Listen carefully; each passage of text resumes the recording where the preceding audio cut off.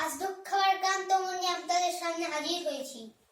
আপনারা সবাই জানেন এবং বুঝেন আমরা আমাদের জীবন দেওয়ার চেষ্টা করেছি, কিন্তু দুঃখের বিষয় আজ ঢাকা, চট্টগ্রাম, রাজশাহী, রংপুরে আমার ভাইয়ের রক্তের রাজপথ সঞ্চিত হয়েছে। আজ বাংলার মানুষ মুক্তি চায়, বাংলার মানুষ বাঁচতে চায়, বাংলার মানুষ তার অধিকার চায়। আজ দুঃখের সাথে বলতে হয় 23 বছর গড় ইতিহাস, এদেশের মানুষের রক্ত দিয়ে রাজপথ সঞ্চিত করার ইতিহাস।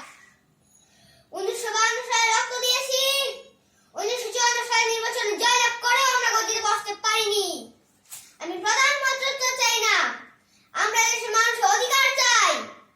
আর যদি একটা গুলি চলে, আর যদি আমার লোককে হত্যা করা হয়, তোমাদের কাছে অনুরোধ রইল প্রত্যেক ঘরে ঘরে দুর্গ গড়ে তোলো।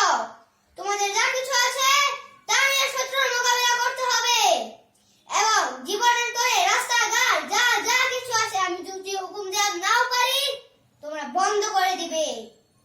আমরা ভাতে মারবো, আমরা পানিতে মারবো। তোমরা আমার ভাই, তোমরা ব্যারাকে থাকো, কেউ তোমাদের কিছু বলবে না, কিন্তু আমার বুকের উপর গুলি চালানোর চেষ্টাও করো না। 7 কোটি মানুষকে দাবায় রাখতে পারবা না। আমরা যখন মরতে শিখেছি তখন কেউ আমাদের দাবায়